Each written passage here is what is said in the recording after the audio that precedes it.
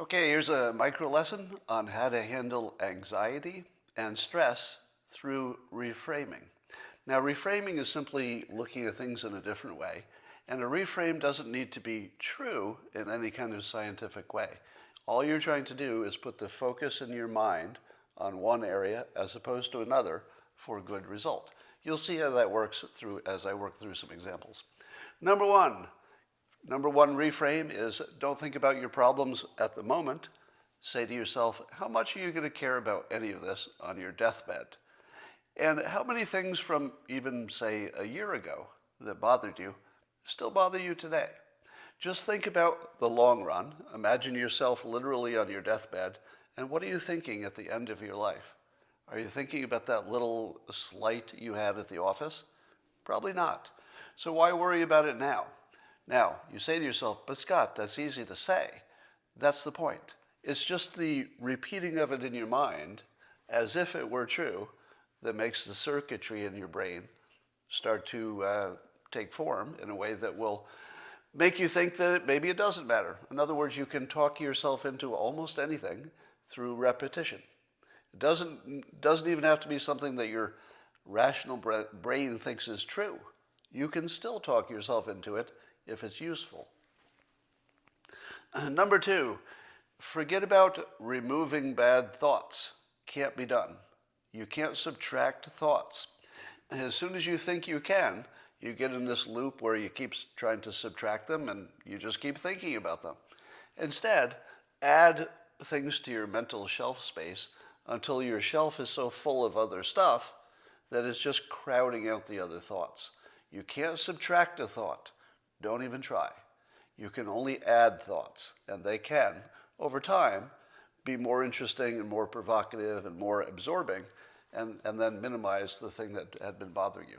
Once you've minimized it, it'll take care of itself. Think of social media not so much as that hobby, that thing you like to do in your spare time. Don't think of it as entertainment. Think of it as a vampire that exists to suck the energy and attention out of you for somebody else's financial benefit. Now, is that true? Again, a reframe doesn't have to be technically true. It doesn't have to be the only way to look at it. It just has to be true enough that your brain is willing to, let's say, deal with that thought until it sort of becomes true. And you start thinking, I don't want to have a vampire sucking my energy. I think I'll do something else. The less time you spend on social media, the less anxiety, the less stress you'll have. Control the controllable. You've heard this before in different forums. There are some things you simply can't control. If you just worry about, well, everything's going to go to heck because there are a whole bunch of things I can't control, you're going to feel stressed and anxious all the time. Instead, you'll find that as a good technique for controlling how you feel, control the hell out of everything you can control.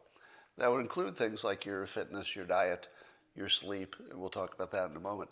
So anything in your life that isn't hard-coded, such as the DNA you were born with, control the heck out of it and watch how much better you feel about your life, because controlling the controllable always works. You're going to get a better result if you do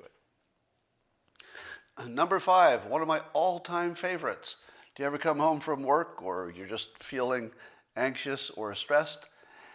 If you do, tell yourself, hey, that's not stress. That's not anxiety. That's energy. I got too much energy. My heart's beating out of my chest. My pulse is too hard. Too much energy. Use it. Use your energy and match it with a thing that's perfectly suited for a person who has too much energy. Exercise. Whenever you feel stressed, tell yourself, man, I'm going to have a good workout today. Is it the only thing that's true? No. Doesn't matter. Reframes work anyway. Just make it a little bit of a loop or a mantra in your head. Every time you feel that stress, say, wow, I could lift a lot today. I've been using this for years. Works incredibly well. One of the best ones. Criticism. A lot of us get stressed out or anxious that other people are criticizing us, maybe in their heads. Maybe they're thinking bad thoughts about us somewhere. The way to think about that is that criticism is not something that's touching you. It's not on you. It's not it's not anywhere near you, is literally a chemical reaction that's happening in the stranger's skull, and that stranger isn't even in the room, usually. And so, ask yourself, how much should you be bothered by a minuscule chemical reaction on the other side of the planet, or the other side of town even? Reverse it, if that's not good enough. Ask yourself, how much are other people bothered by a thought you had in your head that you did not share? Not too bothered, are they? Because they don't even know it's there. They might imagine you have a bad thought, but that's different. So, whenever you feel that people are thinking poorly of you, hey, it might be true. We'll get to that in a second. But probably it isn't. Probably they just don't care. And if they did care, it would just be a tiny chemical reaction in the brain of a stranger or just somebody who's not in the room. Learn to like embarrassment, number 7, and that's something you can learn with practice. The Dale Carnegie course goes directly at this. They put you in embarrassing situations in front of your classmates until you realize that they just cheer and say, well, that was a good job dealing with that embarrassing situation. And pretty soon you think, via repetition, even though there's no logic to it, you start thinking, wow, embarrassing situations are kind of fun. Everybody gives me attention. I didn't really get hurt. Everybody talks about me. They have a story about me. Cool. I can't tell you how many insanely embarrassing situations I've been in, both as a public figure and privately. Do any of them bother me at the moment? Nope. None. And it's not because I'm awesome. This stuff used to bother me a lot. I just learned through practice to put myself in lots of embarrassing situations, such as the one I'm in right now. What will people say about this video? I don't know. Doesn't bother me. Won't stop me a bit. So learn to like embarrassment. Don't just tolerate it. You can actually, literally, get to liking it. I'm already there. It's a real thing. A/B test everything that you're working on. So whatever you're working on for your stress, your anxiety, don't think that if the first 3 things you tried didn't give you a result, that you're done. No, this is a lifetime process. You're never done. You're never done, and we'll talk about that more too. Number 9, ego is the enemy. If you're thinking, oh, I don't want to do that because I'll get embarrassed. Oh, if I do that, I might get hurt. You don't want to do things that are too dangerous. But a lot of things you don't do because you're timid. That timidness is your ego trying to protect itself. Why are you trying to protect it? Reframe it. It is more accurate to say that your ego is your enemy. It's preventing you from talking to people you'd like to talk to.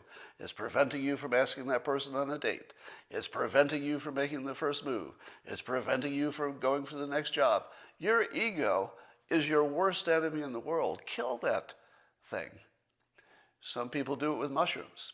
I don't recommend that or any other drug because I'm not a doctor. I'm just giving you some background information. Other people kill their ego by learning to like embarrassment.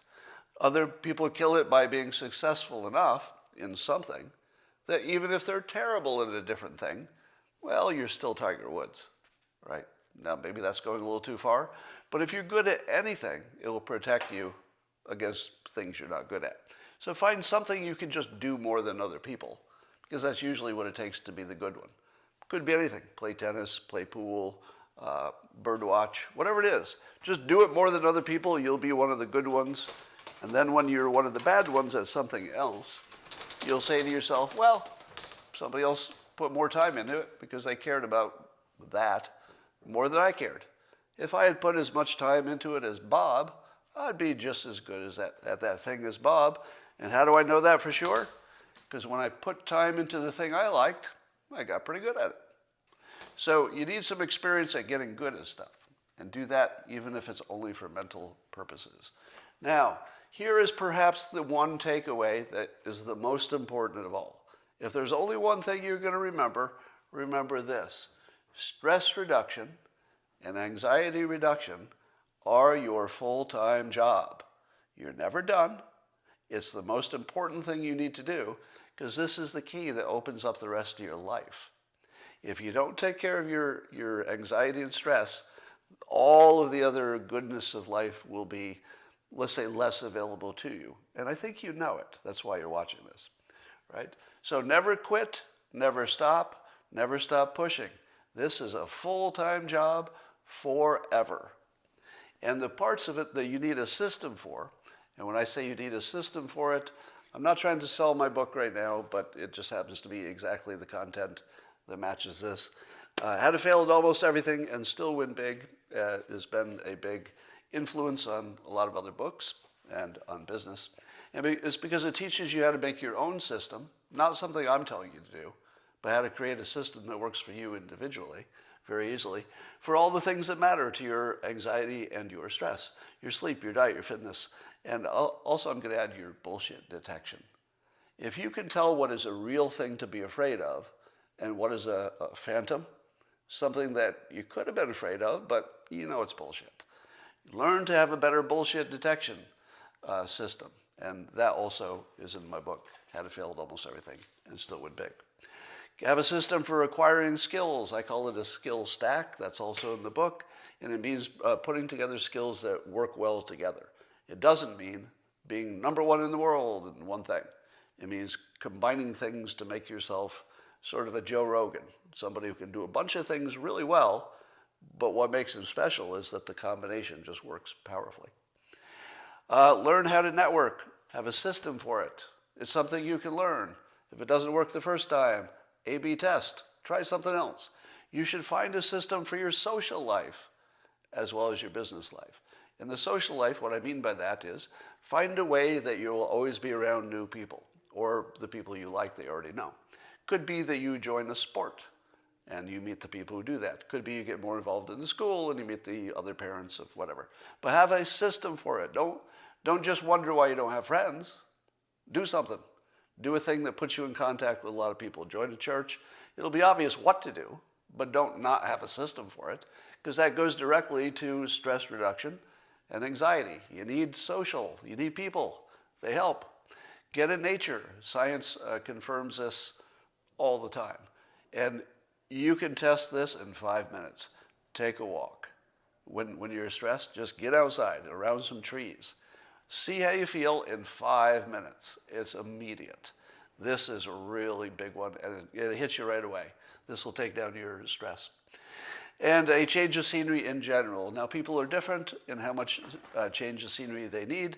I tend to live in my head, so I don't need as much change of scenery as other people. But even I can feel the stress disappear when I'm in a completely new place that's also comfortable. Those are your tips for reducing your anxiety and your stress. It's a full-time job. A/B test it forever until you've got something that's really working for you. I guarantee this will help. And that is your micro lesson for the day.